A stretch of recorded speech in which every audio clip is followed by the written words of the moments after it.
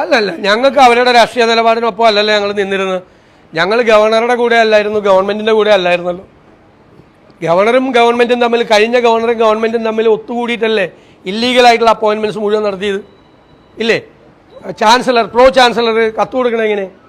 Vice ചാൻസലറുടെ നിയമനത്തിന് അവർക്ക് അധികാരം ഉണ്ടായിരുന്നോ? വിദ്യാഭ്യാസ മന്ത്രിക്ക് അധികാരം ഇല്ലാത്ത അധികാരം ഉപയോഗിച്ച് ഒരുമിച്ച് ചേർന്ന് നിന്നുകൊണ്ടാണ് അവർ മുഴുവൻ തെറ്റുകൾ ചെയ്തത്. ഇപ്പോൾ ഉള്ള പ്രശ്നം എന്താ? ഇപ്പോൾ ഉള്ള പ്രശ്നം എന്ന് വെച്ച് കഴിഞ്ഞാൽ ഈ വിഷയം, നിസ്സാരമായ കാര്യങ്ങളുടെ പുറത്തുണ്ടാകുന്ന ഈ വിഷയങ്ങളുടെ പുറത്ത് എന്തിനാ അങ്ങനെയാണെങ്കിൽ ആ സെനറ്റ് ഹോള് ഈ മതസംഘടനയ്ക്ക് കൊടുത്തെന്തിനാ?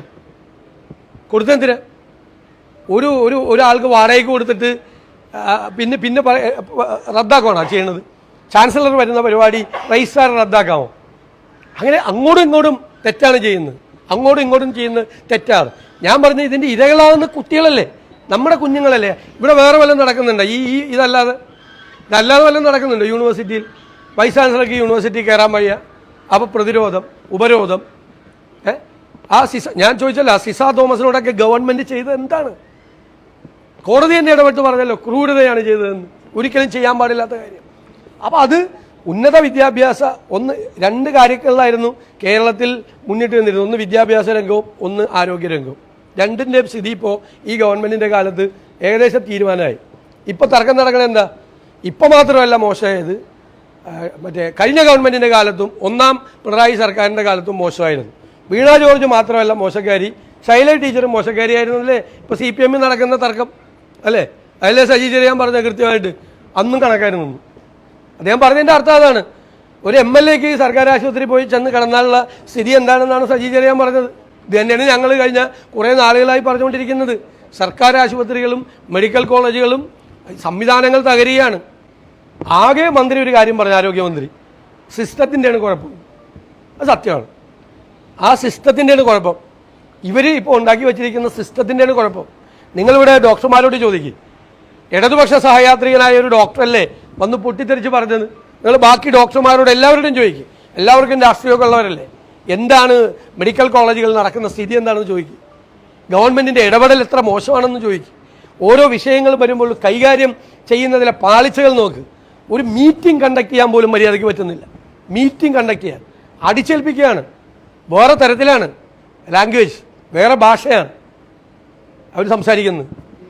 ഞങ്ങളിത് നിയമസഭയ്ക്കകത്തും പുറത്തും പറഞ്ഞു. അതായത് കാരുണ്യ പദ്ധതി, ആരോഗ്യ പദ്ധതി, കാരുണ്യ ബെനവലൻ്റ് പദ്ധതി, ആരോഗ്യ കിരണം പദ്ധതി, ഹൃദ്യം പദ്ധതി, JSSK, ഈ ടൈപ്പ് 1 ഡയബറ്റീസ് ഉണ്ട് കുട്ടികൾക്ക് ഉണ്ടാകുന്നത്, അവർക്ക് മരുന്ന് കൊടുക്കുമായിരുന്നു. ഭയങ്കര വിലപിടിപ്പുള്ള മരുന്നാണ് അതിന്.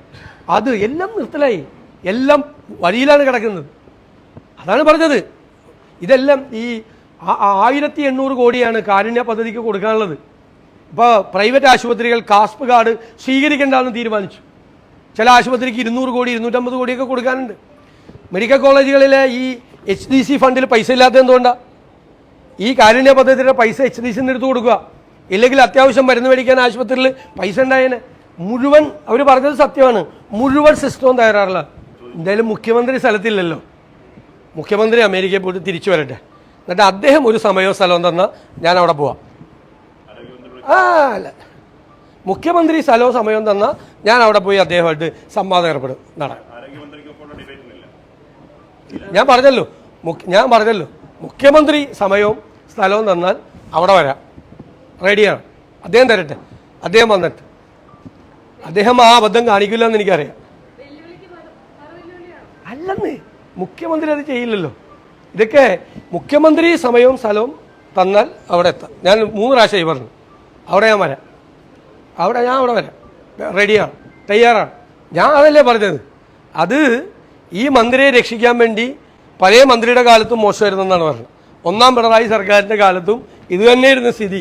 അപ്പോൾ ഈ മന്ത്രിയുടെ കാലത്തല്ല ഈ കുഴപ്പമുണ്ടായത് എന്ന് പറഞ്ഞ് മന്ത്രിയെ രക്ഷിക്കാൻ വേണ്ടിയിട്ടാണ് ഇറങ്ങിയത്. സജി ചെറിയാനായതുകൊണ്ട് പറഞ്ഞപ്പോൾ അങ്ങനെ ആയിപ്പോയത്.